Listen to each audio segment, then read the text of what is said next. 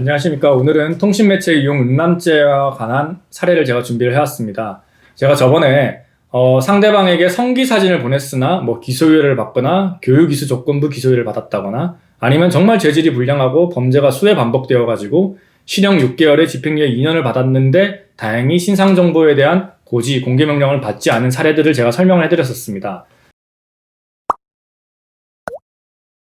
그러나 제가 오늘 들고 온 사례는 상대방에게 성기사진을 수차례 보냈으나 무혐의를 받은 사안입니다. 이것도 굉장히 웃긴 사건인데요. 먼저 성기사진과 관련을 해가지고 어떤 죄가 적용이 되는지 한번 말씀드리자면은 성폭력 범죄의 처벌 등에 관한 특례법입니다. 약칭 성폭력처벌법 제13조고요. 통신매체를 이용한 음란행위라고 해서 자기 또는 다른 사람의 성적 욕망을 유발하거나 만족시킬 목적으로 전화, 우편, 컴퓨터, 그 밖의 통신매체를 통하여 성적 수치심이나 혐오감을 일으키는 말, 음향, 글, 그림, 영상 또는 물건을 상대방에게 도달하게 한 사람은 2년 이하의 징역 또는 2천만 원 이하의 벌금에 처한다는 규정입니다.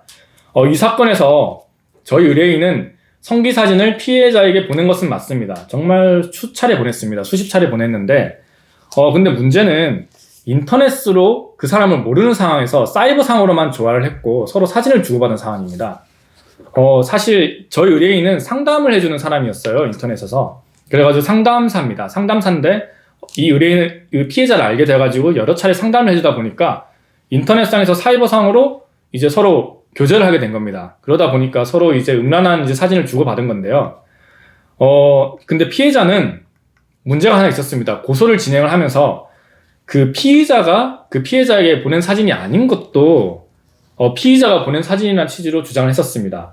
이럴 때 만약에 변호인을 만나지 않았더라면은 죄송합니다 검사님 그것도 내 거 맞습니다 라는 취지로 아마 다 인정을 하고 들어갔었을 겁니다.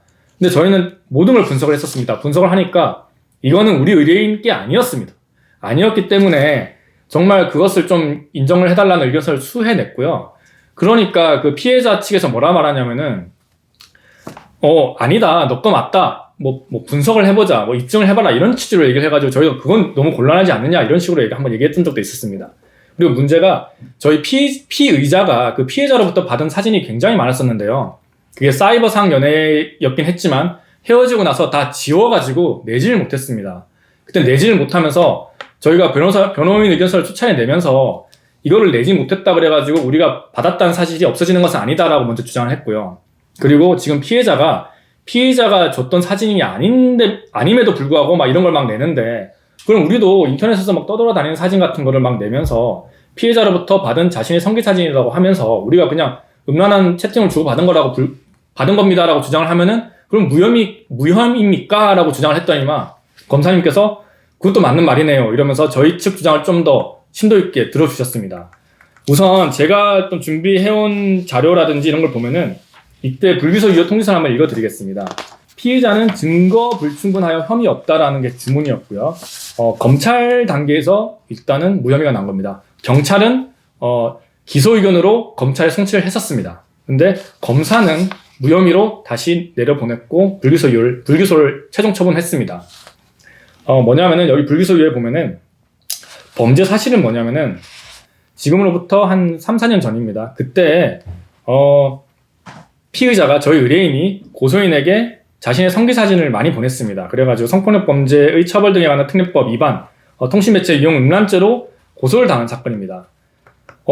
여기서 보면은 저희도 다 인정을 합니다. 피의자가 그 고소인에게 자신의 발기된 성기를 촬영한 사진을 전송한 사실은 인정이 된다.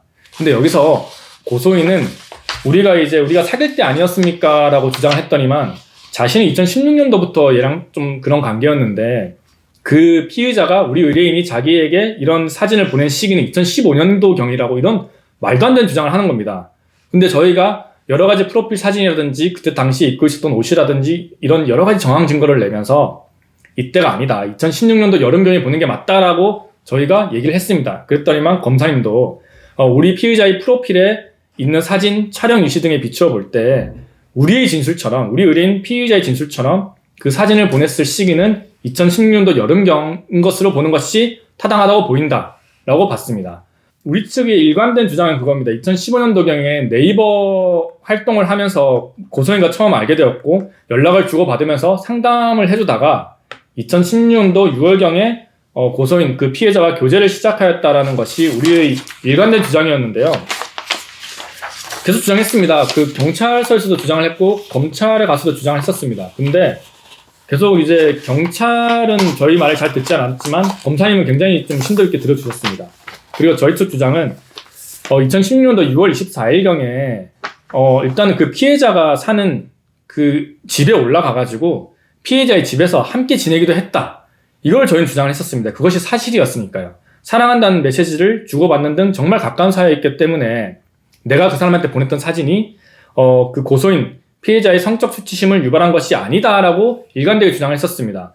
근데 결국 이거는 이제 뭐 인정받지는 못했습니다. 고소인이 집에 함께 있었다라는 걸 저희가 주장을 했지만 고소인은 자기는 절대 이 사람이랑 우리 피해자랑 같이 있었던 적도 없다, 동반 적도 없다 이렇게 말을 해버리니까 저희가 그걸 입증할 증거가 전혀 없었습니다. 그래서 이거는 인정을 받지 못했지만 그 검사님이 보셨을 때는 굉장히 저희 측 말이 맞다라고 본 것 중에 하나가 이렇게 적어주셨습니다. 피해자가 우리 사진을 전송할 당시 그 피해자의 명시적 동의를 받아서 전송한 것은 아니라고 보인다. 그 피해자가 서로서로 우리 음란한 채팅을 주고받았다고 주장을 했지만 그것이 인정이 안 된 거죠. 안 됐다. 그래서 고소인의 명시적 동의를 받아가지고 전송한 것은 아니라고 보이나 그 무렵에 고소인과 피해자가 주고받은 문자의 내용, 저희가 문자 메시지를 다 복원을 해가지고 제출을 했었습니다.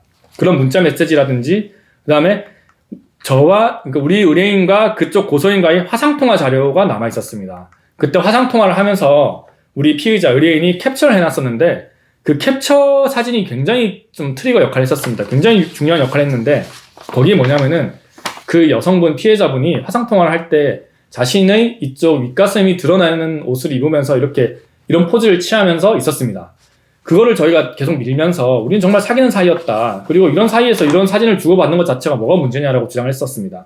그래서 여러 가지 이런 정황들을 고려하면은 그 피해자의 주장만으로는 그 피해자의 주장만으로는 피의자의 행위가 그 피해자의 성적 자기 결정권에 반하여 성적 추심을 일으키는 그림 등을 접하도록 한 것인지 여부를 단정하기 어렵고 달리 이를 인정할 만한 증거가 없다라는 게 검사의 판단이었습니다.